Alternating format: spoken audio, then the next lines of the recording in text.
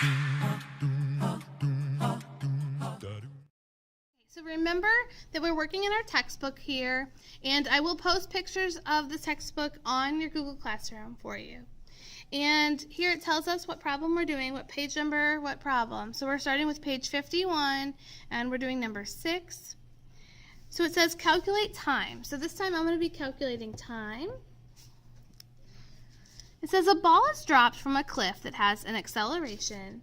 So the acceleration is 9.8 meters per second squared. How long will it take, that's time, for a ball to reach a speed of 24.5 meters per second? So the interesting thing that you have to figure out is that speed they give us initial or final. So you need to put it into context. You're dropping a ball from a cliff. So initially, the ball has 0 speed. And then ultimately, the ball reaches 24.5 meters per second. Okay? So I'm going to show you how to manipulate that equation one time here. So we have acceleration equals final velocity minus initial velocity over time.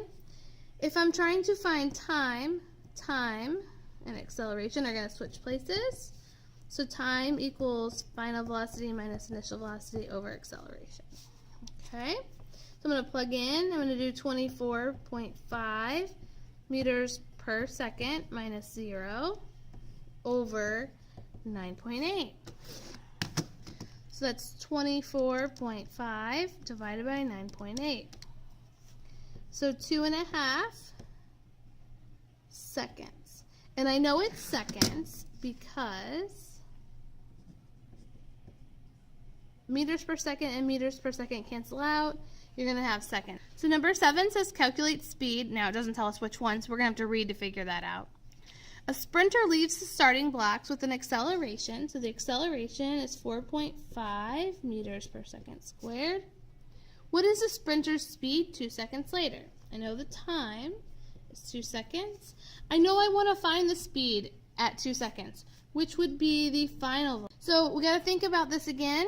These problems are not that hard, but you do have to think a little bit. If someone is running a race, their initial speed would be 0, right? So, equation, I'm going to show you one more time how to rearrange that, dude.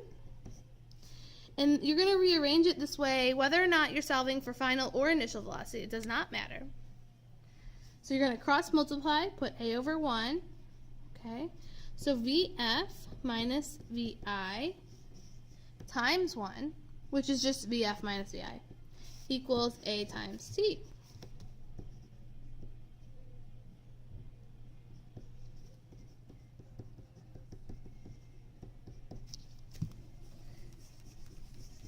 Now, you always want to leave it in this format, okay? If you try to simplify it further, you're just going to get confused. So, we're going to plug in.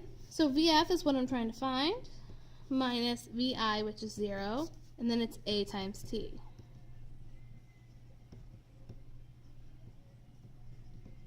The seconds cancels out the squared on the seconds, so our answer is going to be 4.5 times 2, which is 9 meters per second. So at this point, we're flipping back to page 84, and when we do this, we're doing this because there's extra practice back here. So it says, page 84, number 13, says, an ant travels 75 centimeters in 5 seconds. What is the ant's speed? Now on this paper, you guys, you are going to have questions that are acceleration, but you can also have questions that use the speed equation. Now, they're asking for the ant's speed, but look what they're giving us. They're giving us a distance here of 75 centimeters and a time of 5 seconds. So if they give you distance, you have to use the speed equation because there isn't a distance in the acceleration equation. And so that's kind of the difference between the two equations. They both have speed in them, but the speed equation has distance and the acceleration equation has acceleration. So if you recall, speed is distance over time. Distance is 75 centimeters and time is 5 seconds. So we're going to do 75 divided by 5, 15 centimeters per second.